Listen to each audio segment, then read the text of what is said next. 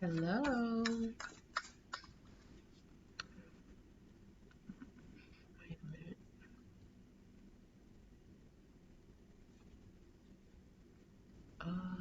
There we go. All right. Hi. Happy full moon. It's not really a happy full moon, I'm gonna be honest. It's actually a really whack full moon. It is not how do I say, a happy one. Um it is a tense full moon. So before I lay down my cards, I want to make some announcements. And for those of you who don't know, I'm streaming concurrently on YouTube and Instagram. So if one of these streams fails, hopefully the other one will not have failed. I am watching the comments and chat box on both platforms. I won't be able to answer questions like while I'm talking, but if I see it, I might be able to incorporate it into what I'm talking about. So, my announcements. One, I am going to be in New Orleans the first weekend of October doing an in-person sidereal birth chart workshop. I'll likely be doing one here in Chicago sometime in the late fall or winter, but I'm going to be in New Orleans. There are only 6 spots and one is already taken. So if you would like to come to my little intimate gathering, it's on my Twitter page, and I'll be posting a link on Instagram too. I'll leave the link in the description of the video on YouTube. Um, what else? Um, I think that was the only announcement that I wanted to make. Uh, I want to talk about the astrology of this new moon before I draw these cards, but I like to just shuffle while I'm talking. So, this full moon is really intense and important. If you recall the kind of spiel that I gave before I pulled cards for the new moon in Leo, you will know that I was saying how that new moon was very, very important because several planets were starting new stories or cycles at the same time as the new moon. So that particular new moon in Leo 2 weeks ago was also the seed story aspect for the Mars retrograde next fall, 2020. So this is a really long story. It's not an eclipse, but it's connected to some big astrological events, which means big stories. So this full moon is twofold. One, obviously, the full moon after we just had this new moon in Leo where Sun, Mercury, and Mars, and then Venus and Mars, and everybody is all starting their new stories in our Leo house, and we are forced to reckon with our own perceptions and projection. And then this full moon, Mars is still in Leo, and obviously the sun is, right? When we're having a full moon, the sun is in one sign and the moon is in the sign opposed that. So at the full moon in Aquarius, the sun is always in Leo and the moon is always in Aquarius. Now, there could be other planets in those signs as well. And so as we're moving into the Virgo stellium, which peaks at the new moon in Virgo at the end of this month, right now we still have a couple planets left in Leo. So we're still dealing with power and authority. We're still dealing with our own perceptions, our identity as a belief system. We're still dealing with people who want to shape and determine the way that we perceive ourselves and the world around us. And the challenge that comes with this new moon is that the sun and Mars, though separating from their conjunction, the moon, as it gets full, is sandwiched between the sun and Mars. For all intents and purposes, this illustrates an astrological technique called being besieged by malefics. This means that a planet separates from an aspect to one malefic and immediately applies to another aspect to another malefic.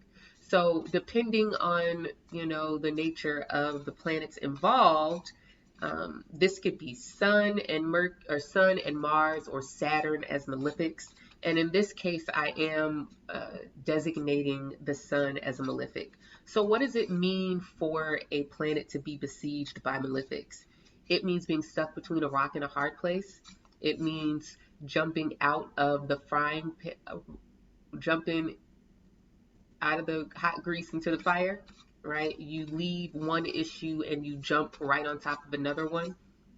Um, for Mars and the Sun, Mars is conflict, separation. Mars in Leo is a particularly difficult placement. It can be in the charts of athletes, right? So Mars in Leo or Aries, but we're talking about Mars and Leo here. Mars and Leo can be indicative of someone who's very athletic and physical, but it often means that this person might deal with boundary issues with authority figures, and that authority figures see their autonomy and freedom as an extension of their own identity. Or they might see, an authority figure might see the person with Mars and Leo, how they use their body or their freedom or their will being an extension of themselves and their authority. So having the moon separate from Mars and immediately plying to the sun kind of means like you're trying to get out of a conflict, you're trying to get out of a particular situation that is combative, it can be aggressive, it could literally be trying to escape violence. And then just as you're running away from the conflict or the boundary issue or the violence or whatever it may be, you run straight into the sun. And the sun is like the big boss that you got to beat at the end of Mike Tyson knockout on it, right? So what is the sun? Now, the sun can obviously be male authority figures, people in positions of power, like a president, right? Or a principal or father, or any other person in um, a leadership position. But the sun can also be your own projection. And this is really important to understand as we're leaving this Leo stellium. I know that your fave new age, spiritual, whatever, Instagram, Tumblr, YouTube, Twitter folks are always talking about projection and how bad it is and how you can't level up through the portal into the fourth dimension to 5D if you project, which is just like you even talking about, right? And so as I've been trying to reiterate and hit home is that projection is not inherently wrong and bad. Projection is how humans experience themselves. Projection is how humans perceive themselves, right? It is only by interacting with you, right, that I get any sense of who or what I am. And so, what it looks like, what projection looks like is the way that you react or respond to me says something to me, not only about how you perceive me, but about the impact I have on other people and the impact my will has on other people. If I yell at you and you yell back at me, the sane person says, oh, we're fighting now. Now we can go two different ways. We can go further into the conflict, or I can back off because maybe I thought that you weren't going to come back at me like that. But the whole point being that projection literally is human interaction with each other that allows the humans to see or perceive themselves, right? So there's projection that we mistake for being about the other person. There's projection that we mistake for it being about us. So some of the non-constructive aspects of perception, and I won't even call it non-constructive, I'll just say that some of the challenges that we deal with projection is that oftentimes we think everything has to do with us when it doesn't, right? So projection often means that we might project onto another person our own intentions to their actions, right? So that what we perceive to be somebody else's intentions has more to do with who we are and what our own intentions are rather than their actual intentions. And this is when projection gets messy, right? Because now I believe that you're trying to harm me for whatever reason that I have without asking if you're trying to harm me, without even feeling any actual harm, right? But projection is also challenging when it really is about me, right? So someone may do something, and because I may be detached, I don't take it personal, which can then lead me to be into harm's way because, again, since I don't take anything personal and everything is all cool and good or whatever, they're not bothering me. They didn't mean to do anything. It's not about me, right? So that's more like dissociation, but still, it's a projecting my own intentions onto somebody else's actions. So that brings us to this full moon in Aquarius. I don't know if you guys have this. Um, this is my horoscope. And in this monthly horoscope workbook, I show you how to cast a chart based on your natal chart. It's called the lunar return chart. And you can craft like very specific focus and horoscope for yourself that is based on your birth chart and not based on some generalization that someone else has written. But also in here, I have instructions and worksheets for interpreting the new and full moon in for yourself.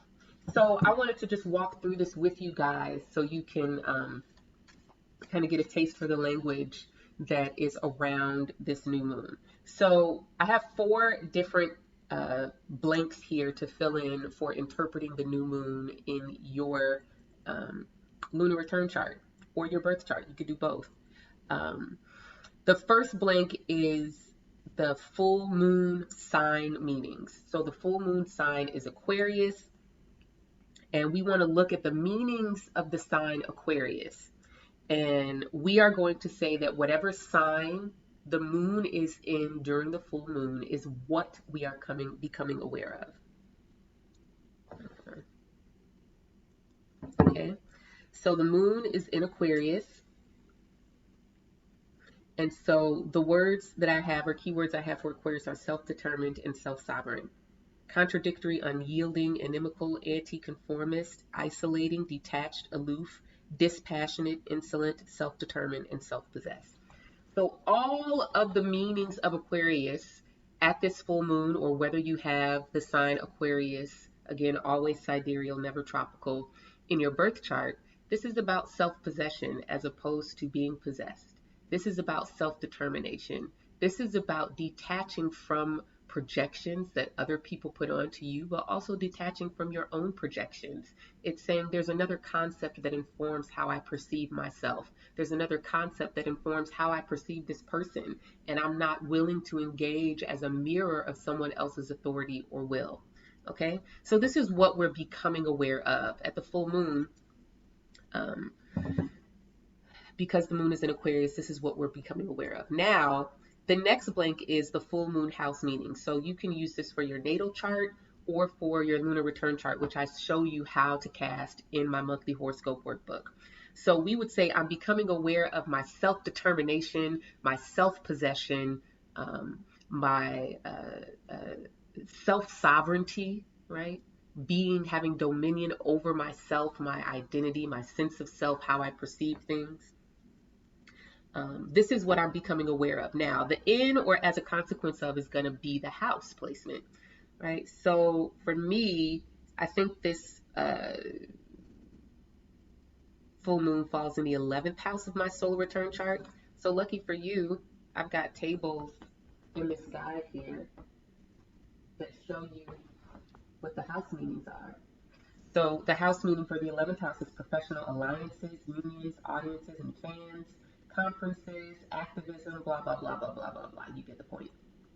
So even if you don't know what your houses are, you can still interpret this full moon as becoming aware of, right? Because the moon is waxing to fullness. It's illuminating and bringing light to our Aquarius house via Aquarius significations, which are about self-determination, self-possession. It is about disconnecting and detaching from our own perceptions and projections. okay, which I just explained. Now, uh, while I focus on, whenever the sun changes signs, it means our focus shifts.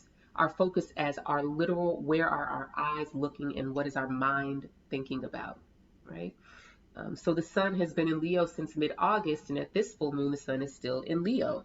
So we are still focusing on Leo stuff, right? Exercising dominion and authority, dominating, self-elevating, idealistic, persistent, obstinate, imposing, regal, and dignified, right? So these are some of the more positive and troubling, or pro, con, shadow, light, whatever sides of Leo. But the whole point of Leo is all about who and what is master of your perceptions. Who or what determines, who tells you where to look? What determines how and where you focus? What determines how you perceive yourself, right? One of the things that I've talked about so much around this Leo stellium is that America in many ways represents the Aquarius ideal. This is saying that I exist as an individual something separate from who or what would claim dominion over me. To claim dominion is to claim both ownership and authority. So if you are disconnecting and detaching from someone else's dominion over you, what you're saying is that you're not the boss of me. And this is not in the rebellious way. That's more Aries. This is more of in a conceptual way, right? The entire Declaration of Independence was laying out a conceptual and philosophical basis for democracy in America. And so I want you to think about in your personal life, I want you to think about, what does self-determination mean for you? What does it look like when you are embracing a healthy sense of entitlement that says, I am not rebelling against authority, neither am I seeking to emulate external authority?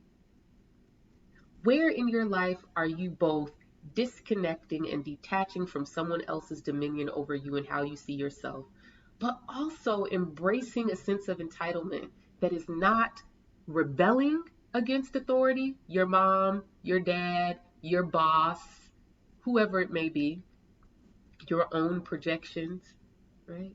But also saying that I'm also not going to emulate that, right? And that where are you coming into true self-determination? True self-determination is an entitlement that says who I am and how I perceive myself and the world around me is not a reaction to someone else's authority in my life or in my world, right? So let's pull some cards. I hope that made sense for y'all. It made sense for me because that's what be happening in real life. So let me shuffle these cards. Again, I'm dual broadcasting on Instagram and YouTube, and so if one of these streams dies, please hopefully find me on the other one. On YouTube, you could just search the People's Oracle and you should find my channel. And I'm People's Oracle on Instagram. All right, let's see what we have here. As always, I'm using my favorite deck, the Golden Thread Tarot. And I am going to cut this deck, and the card on the bottom of this deck is going to be our context, reference point, and deep insight into this full moon, as well as giving us a reference point for how we're going to interpret the rest of the cards. All right. Lovers. This ain't about love, y'all. So let it go. This isn't about love. Lovers is being of a double mind. Lovers is a choice that requires sacrifice. Lovers is a choice where you know good and well you cannot keep doing what you've been doing. So why are you so scared to just let it go and move on to what it is that you know you're supposed to be doing? Uncertainty. That's why, right? I would like to think of this particular instance of the lovers as talking to us about what it really means to, um, um, wow, universe be working, what it really means to identify our projections. Recently, in some of my own work that I've been doing in therapy and just in my self healing, I've been becoming aware of where I have been projecting. And the projection that I'm talking about in this instance has to do with when you are so caught up in replaying a particular story, because that's the way you believe the world works, that you can't see the person in front of you. And so this card is really a great illustration of how I've come to articulate what happens with us in relationships, whether this is with authority, our boss, our friends, or our lovers, whoever it may be, coworkers. And in this card, you see two people, right? So this is the way projection works. On the right is the actual person, and it might look like the left to you, sorry, but on the right is the actual person in front of you, okay? The actual situation or circumstance. On the left is your identity. Now remember, identity is a belief system. It's the story we tell about who we are, and it's the story that informs the way that we interpret anyone and everything and everywhere in our world. And so as we move through life and come through relationships, we take this and we superimpose this on this other person. And so sometimes it's a really good fit. This person embodies everything that we believe about who people are and the way that the world works. And sometimes it's not a good fit. But when we are so caught up in this identity, right, that is projected onto this person, we can't see this person. And so we want to tell this story at all costs. We want to tell this story of who we are, the way the world works at all costs, right? Even to the point that if this person does not fit this story, we will engage in behaviors that might elicit this story from this person here. We might just walk away from this person altogether, no matter if they're good or bad for us. And then we look for someone else. And the next person that comes in, right, it's just like this, right? The same person, I'm sorry, the same, a different person, same story every single time. And so I see this lover's card as kind of reflecting that. This idea that identity is so infectious and it's so almost addictive that we will try to reinforce this story no matter who is in front of us. But I think the lover's card is telling us that this is an opportunity for you to become aware of the fact that whatever story, this is collectively as a nation, this is individually in our interpersonal relationships, this is in our family environments, in our work environments, that whatever this story is that you are intent upon telling that keeps you from seeing this thing as it is, we're at a lover's point with that. To the left is continuing to tell this story, and you already know that you're not even really feeling that. And to the right is uncertainty and what are the consequences of seeing your life, the people in your life, your relationships, your country, your leaders, your boss, whoever it is. What is the consequence of seeing something as it is? Oftentimes, it's not the choice. It is the consequence and the fear of the inability to cope, right? We're afraid that we're not going to be able to cope with whatever comes from abandoning this. This is so familiar and is so comfortable, but there's something harmful about this. There's something about this that keeps you from responding in a constructive way to what is actually in front of you. Again, this is your interpersonal relationships with your significant others, your friends, authority figures, presidents, your country, anything that you could be in relationship with, you can project on. Anything that you can interact with and conceptualize as an entity can be projected on. And so this lovers is saying like, hey, I know you think that this is who you are and this is the way that relationships work. This is who authority is or whatever it may be. And so whoever comes into your sphere of influence in a relational sense, they have to fulfill that. Except for the lovers are saying, nah, boo, to the left or to the right. To the left is not really the option. You're going to go to the right anyway. And so deal with it, boo. All right. More swords. I don't know if you remember, the new moon in Leo had a lot of swords. Um, so here is Three of Swords. Here is the Chariot. And here is the Eight of Swords. More swords. More swords. What is swords? Swords are conflict. Swords are concepts. Swords are the mentals. Swords are the words. Swords are the hamster wheel of thought. Swords are language.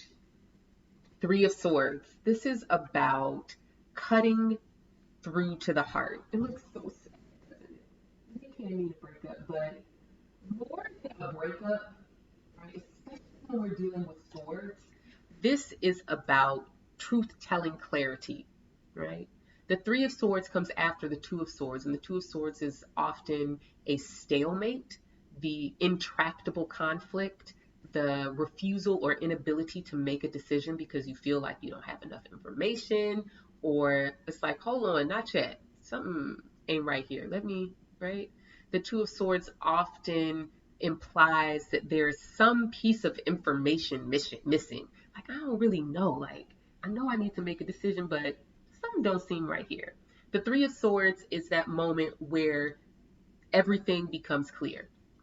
Some of the cards that this is related to are like the Sun or the Tower or even the Eight of Wands.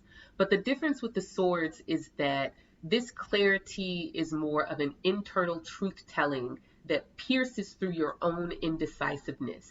Another way to look at the Three of Swords as well is clarity of judgment, right? Judgment is not bad. Judgment is how we decide whether or not something is safe, whether or harmful, whether something is delicious or disgusting, whether something is beautiful or ugly, whether something is appealing or unappealing. Judgment is that faculty that allows us to make judgments. Judgment is the faculty that allows us to make judgments. Judgments is the faculty that allows us to determine whether or not something is harmful or beneficial for us, right? This is a key part of your survival instinct.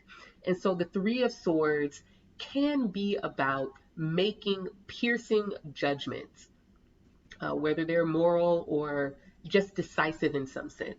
Okay, there is something very logical about the Lovers being on the bottom of the deck and this first card being the Sword.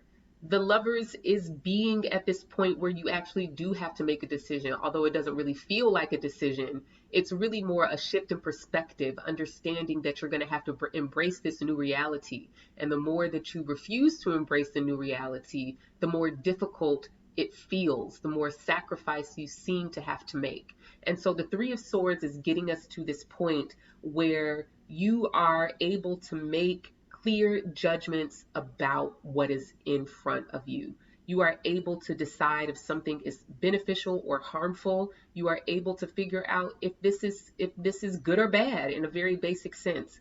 But again, the Three of Swords is really more so about being honest with yourself. Now, the Three of Swords here is followed by the Chariot and the Eight of Swords.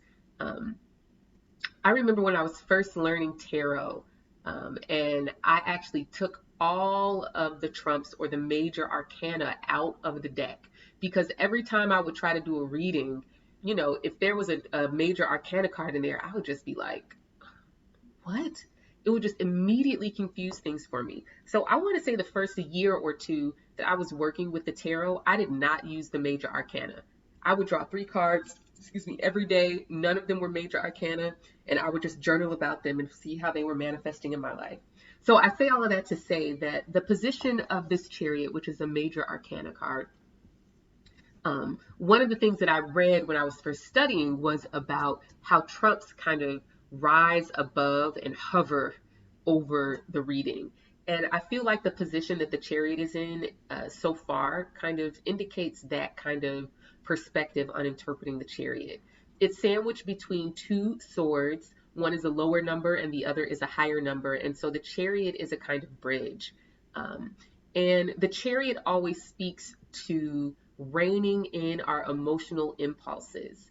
there's a lot in the Lovers and the Chariot about this double mind, about an ambivalence where we are hesitant to make a judgment or a decision because of something is holding us back, something is keeping us from, there's some emotional resistance on the inside.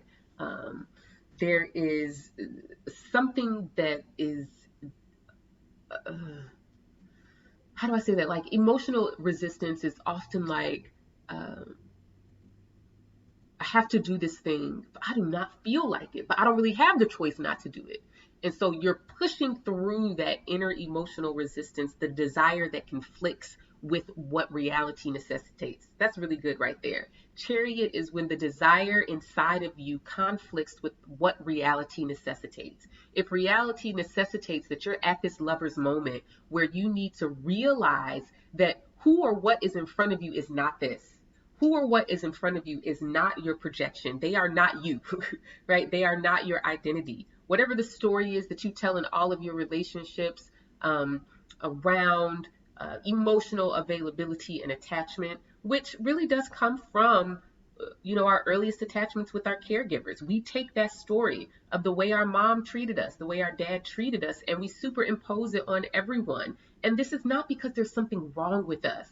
This is how humans evolve and work through. But we get stuck because we want to be right. We want this person to abandon us, to reject us, to abuse us, to be emotionally unavailable, to withhold affection from us, to ignore us, right? We want this person to do it because it's safe and it's comfortable and it's familiar, right? But this Chariot is saying, I know it's safe and I know it's comfortable and I know it's familiar, but I need you to really see what's in front of you. And the fact of the matter is, you're going to see what's in front of you whether you want to or not.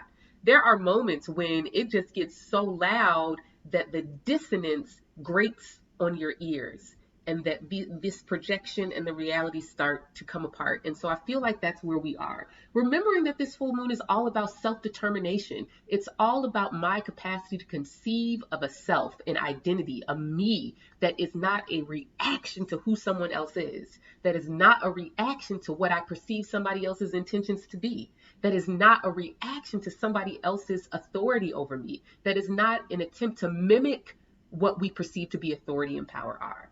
Now, Eight of Swords. Let's tell the real story here. Let's tell the full story. Three of Swords, the Chariot to Eight of Swords in this fourth row, this first row, we are talking about cutting to the heart of the matter, telling the truth, and making a decision. And the Chariot is saying that the decisions that we have to make at this time are not easy because the familiar and comfortable is holding on to us so tightly. However, that, oh no, there we go. Sorry, my iPad. Dang it. Okay, hold on, y'all. I gotta do this. Okay, hopefully it doesn't fall. Where were you? Right. The Chariot is about the inevitability of certain things that must be done.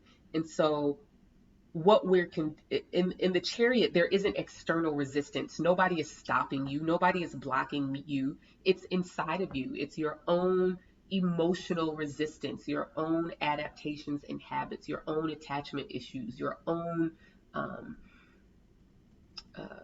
desires that conflict with what reality necessitates. So when we get to the Eight of Swords, this is one of my favorite cards. I've talked about this a lot on Twitter before, and I talk a lot about it just in a conceptual sense, even when I'm not reading tarot. And the Eight of Swords is this question of when your logic fails, when your capacity to make logical sense of what is happening no longer is effectual, right? What do? Um, this particular card brings up for me the fact that at this full moon, Mercury and Venus are conjoined in Virgo.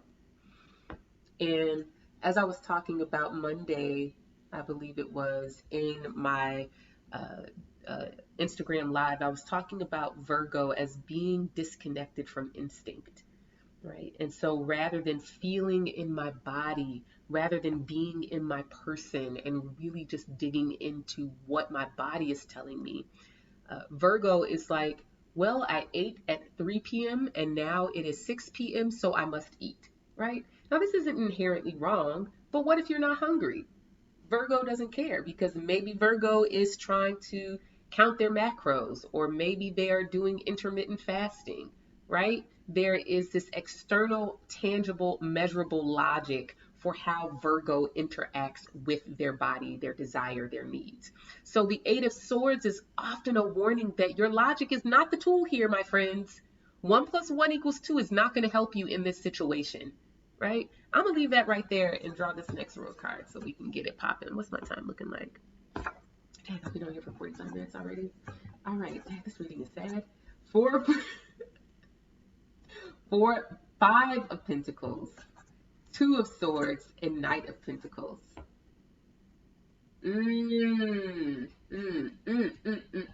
This is speaking to me really loud and clearly.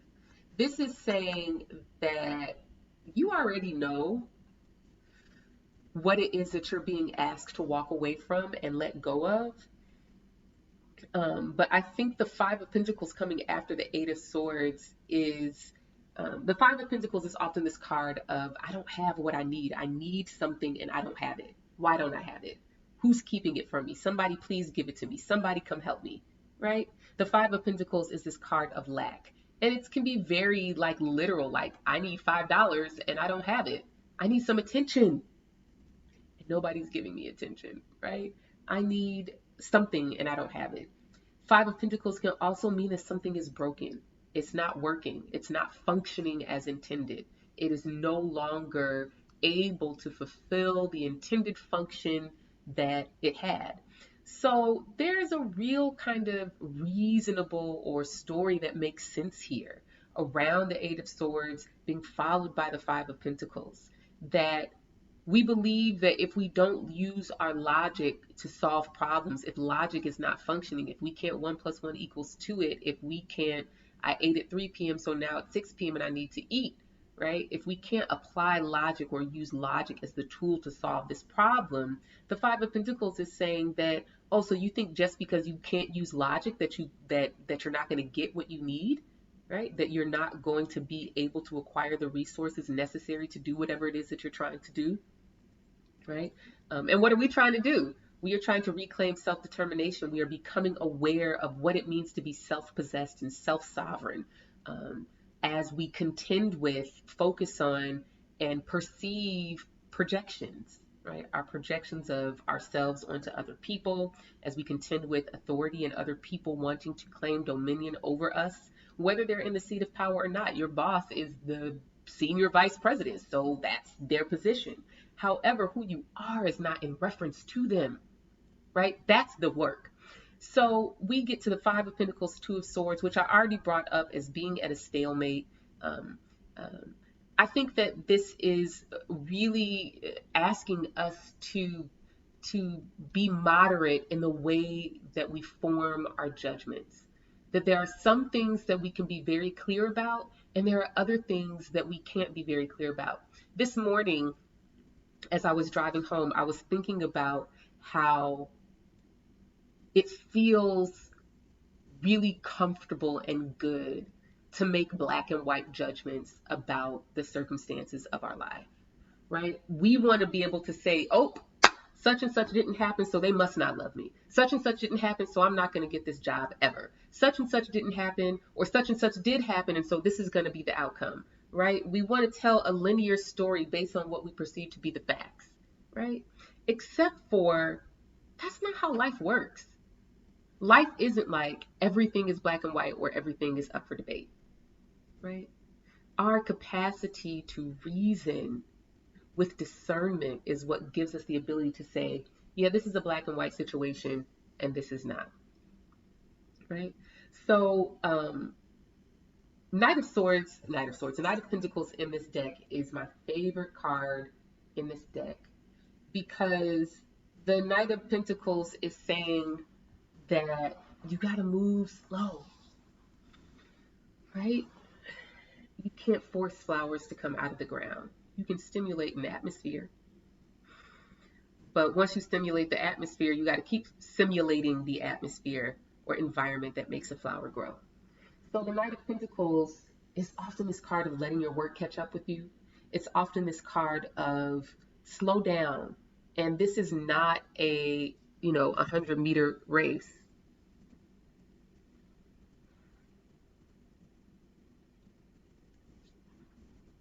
Hold on. I hear y'all.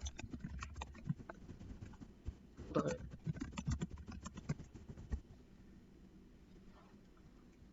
Um, oh, I don't know what it is. I'm asking the people on YouTube if they can hear me okay, because they were saying the sound was cutting out. Um,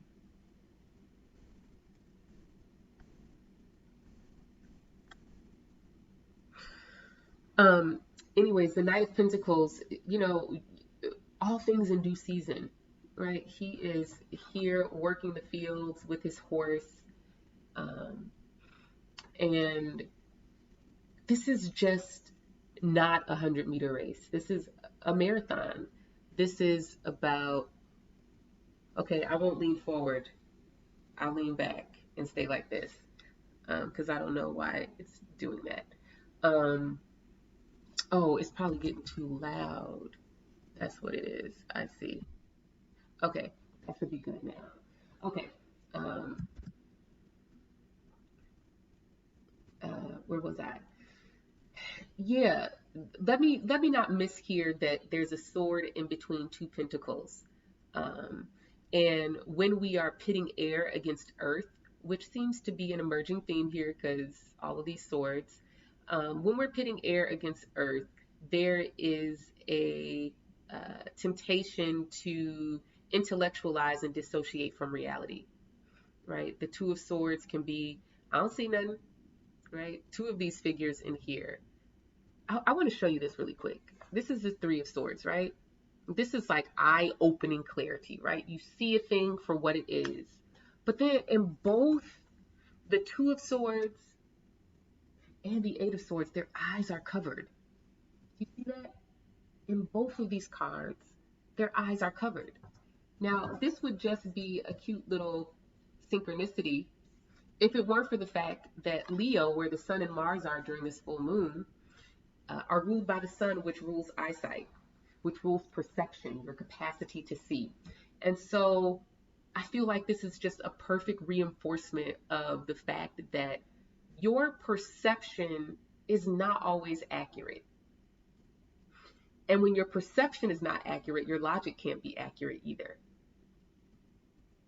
So again, so much in this reading about trusting your own judgment and perception and recognizing when this thing is happening again, right? When what you are perceiving is actually your own story, your own identity, your own belief system that you're deeply invested in, overlaid what is actually in front of you. And so, in some ways, I feel like these swords are like, what happens when you close your eyes, right? What happens when you disconnect from what you think you're seeing, right? That is just so much of what I've been talking about with Leo and Aquarius in this reading. So let's see.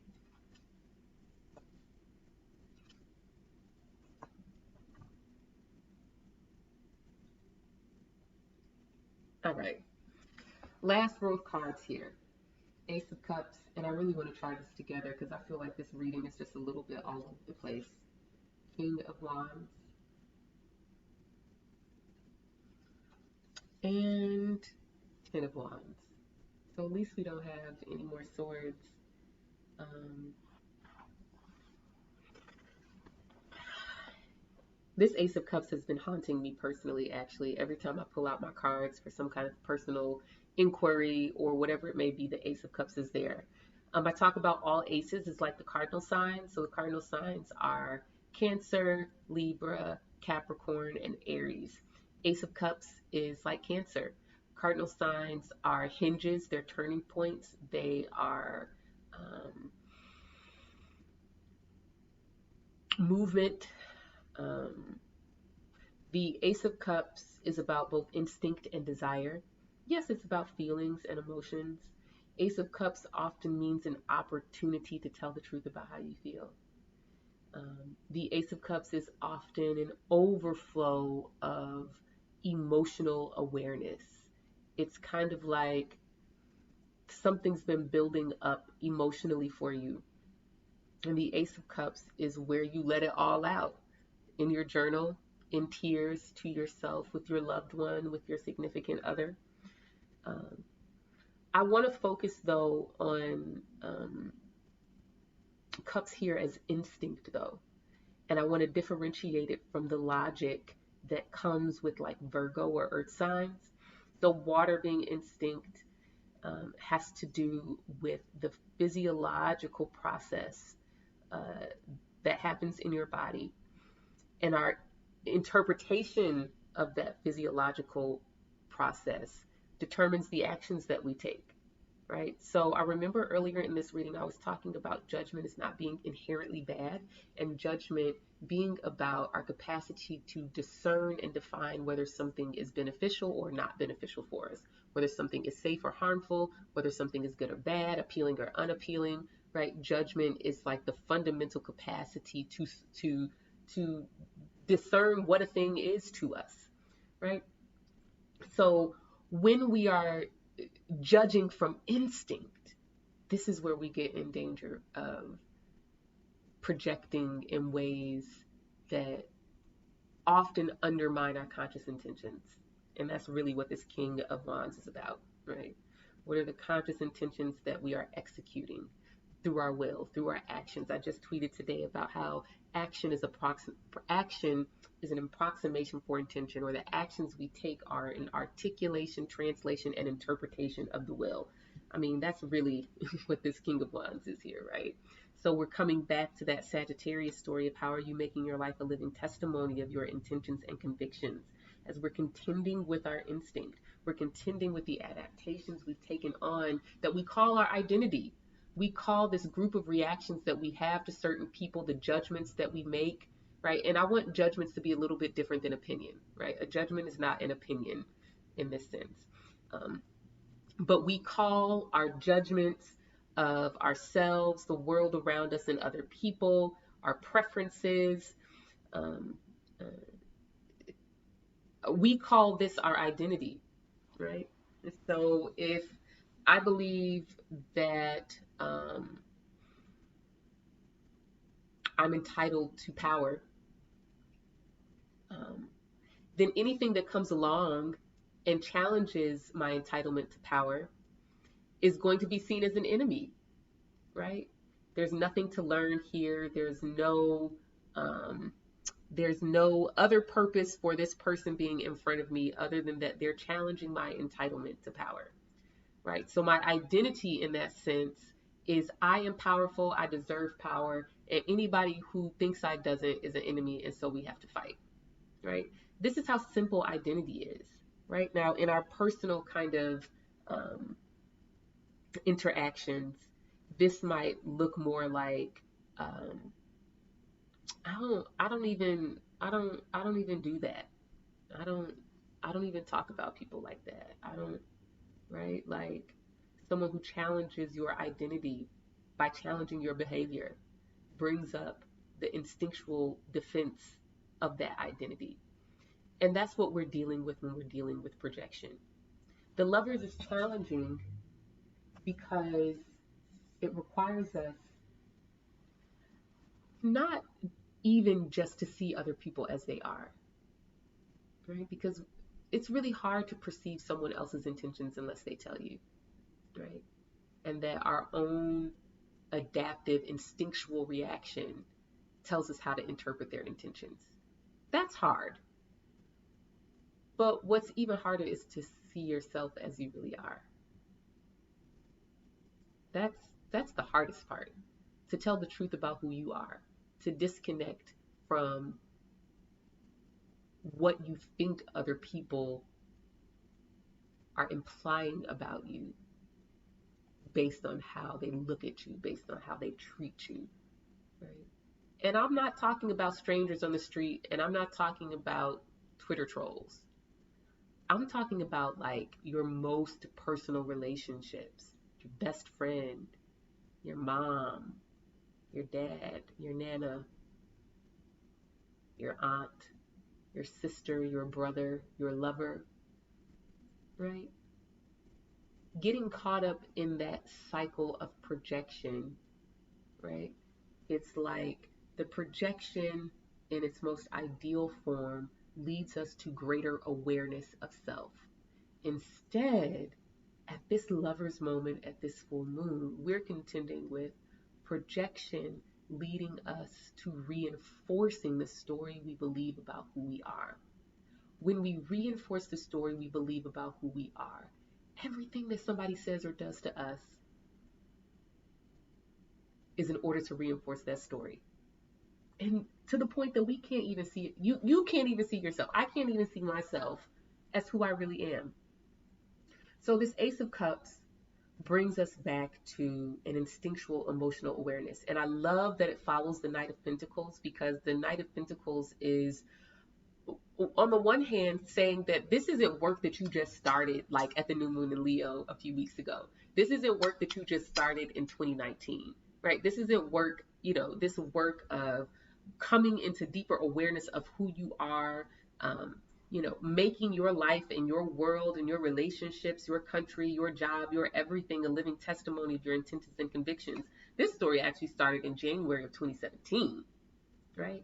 And so this marathon that the Knight of Pentacles is talking about, followed by the Ace of Cups, is telling us that we've reached a really critical turning point in this whole Saturn and Sagittarius, Gemini, Sagittarius eclipse thing going on.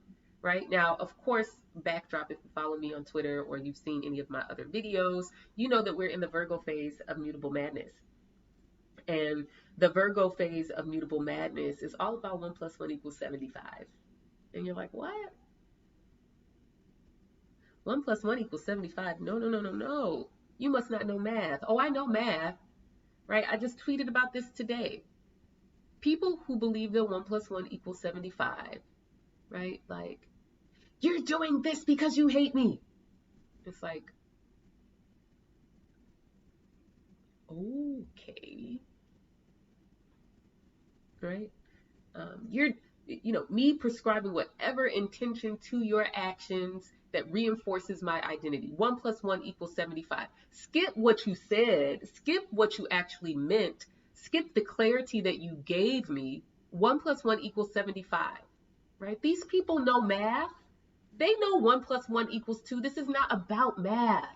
This is not about logic. This is not about data. This is not about an analysis of, this is not research and hypothesis. This is not about any of those things, right? When we're talking about claiming self-dominion, we're talking about self-sovereignty, self-determination. This is not about math. You said this, so it meant this, and so, right? This is not about any of those things. This is about identity being a belief system, and you projecting that belief system onto everything. A belief system is just a doctrine, right? So if you are religious, you know that your doctrine is the reference point for how you interpret your world, right?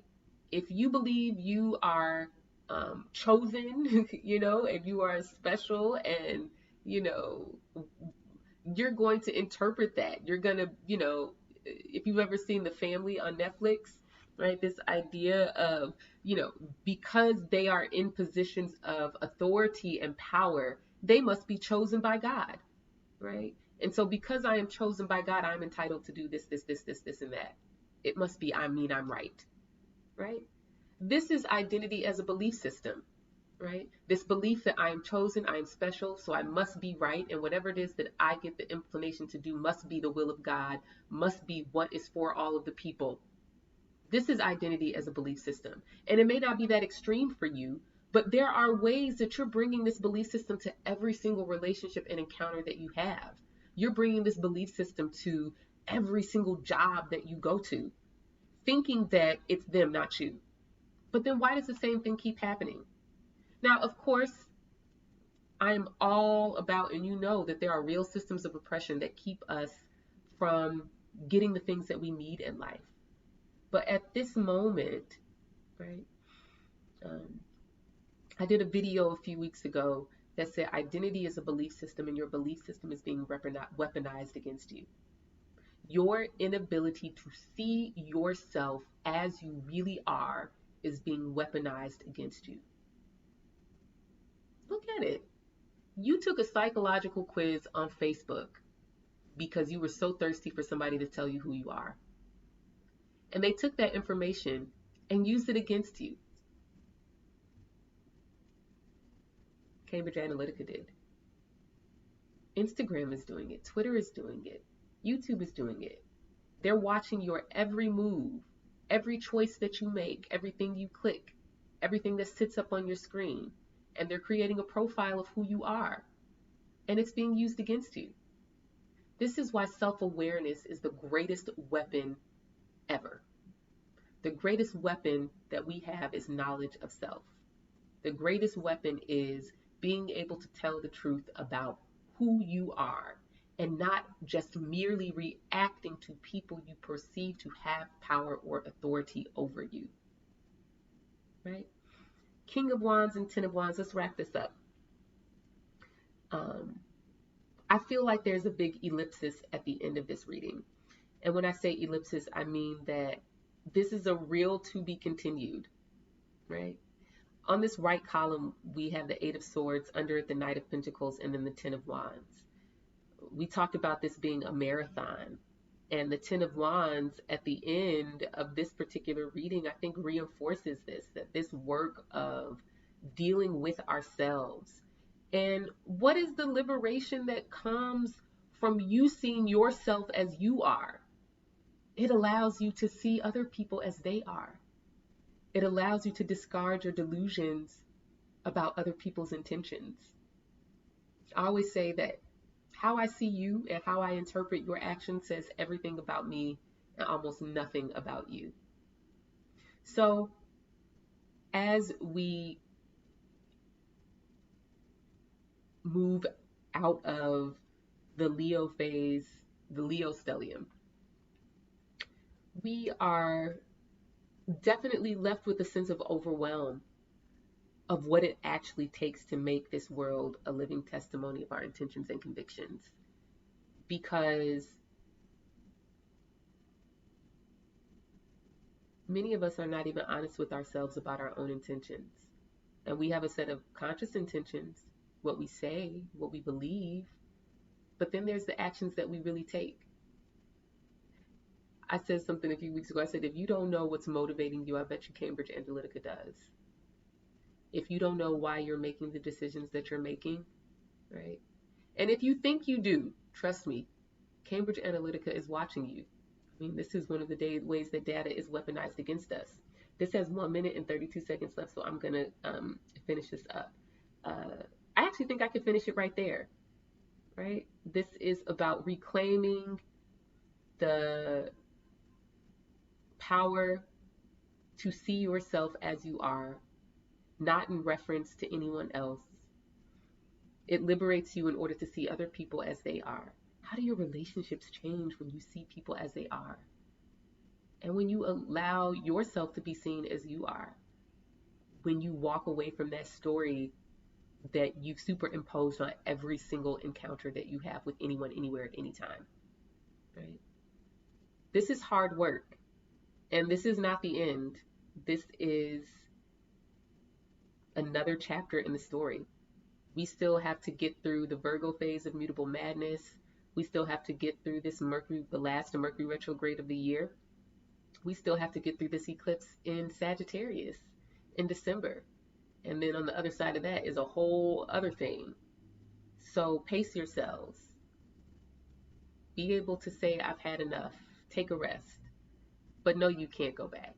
You know better now. And it's good. It feels good, doesn't it? I bet you it does. All right. Thanks, y'all, for tuning in. If you missed the beginning, it'll be up on YouTube for my Instagram people. Y'all have a happy new moon and get your monthly horoscope workbook. Get your monthly horoscope workbook if you don't have it. I talked about that at the beginning of this video. And yeah, that's that on that. Bye, y'all.